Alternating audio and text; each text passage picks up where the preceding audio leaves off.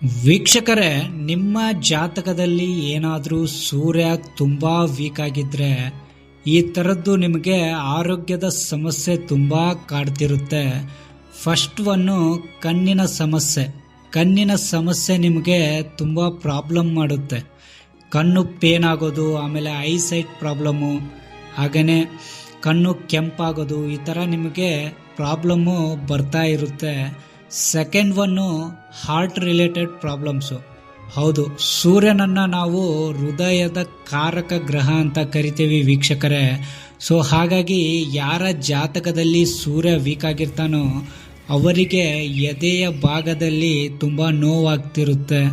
ಹಾಗೆಯೇ heart attack ಈ ಥರ ಇಶ್ಯೂಸ್ ಕಾಡ್ತಿರುತ್ತೆ. BP ಹೈ ಆಗೋದು ಮತ್ತು ಲೋ ಆಗೋದು, ಈ ಥರ ಪ್ರಾಬ್ಲಮ್ಸು ಬರ್ತಿರುತ್ತೆ.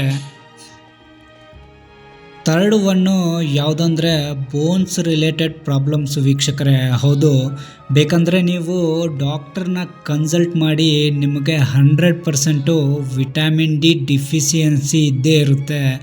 ಯಾಕಂದರೆ ಯಾರ ಜಾತಕದಲ್ಲಿ ಸೂರ್ಯ ವೀಕ್ ಆಗಿರ್ತಾನೋ ಅವರಿಗೆ 100% ವಿಟಮಿನ್ D ಡಿಫಿಷಿಯನ್ಸಿ ಇರುತ್ತೆ. ಹಾಗೆಯೇ ಬೆನ್ನು ನೋವು, ಆಮೇಲೆ ಬೋನ್ಸ್ ರಿಲೇಟೆಡ್ ನೋವು, ಆಮೇಲೆ ಇವರು ಬೇಗ ಸುಸ್ತಾಗ್ತಾರೆ, ಆಮೇಲೆ ದೇಹದಲ್ಲಿ ಶಕ್ತಿನೇ ಇರಲ್ಲ.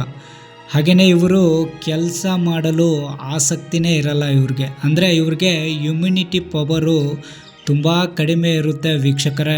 ಇನ್ನೊಂದು ಲಾಸ್ಟ್ ಪಾಯಿಂಟ್ ಯಾವುದಂದರೆ ಸನ್ ಸ್ಟ್ರೋಕ್ ಪ್ರಾಬ್ಲಮ್. ಅಂದರೆ ಇವರು ಏನಾದರೂ ಬಿಸಿಲಿಗೆ, ಅಂದರೆ ಹೊರಗಡೆ ಒಂದು 10ರಿಂದ 15 ನಿಮಿಷ ಹೋದರೆ ಇವರಿಗೆ ತಲೆ ತಿರ್ಗ್ದಂಗೆ ಆಗ್ತಿರುತ್ತೆ. ಸೊ ಇದು ಸೂರ್ಯ ವೀಕ್ ಆಗಿದ್ದರೆ ಈ ಥರದ್ದು ನಿಮಗೆ ಪ್ರಾಬ್ಲಮ್ಸು ಬಂದೇ ಬರುತ್ತೆ ವೀಕ್ಷಕರೇ.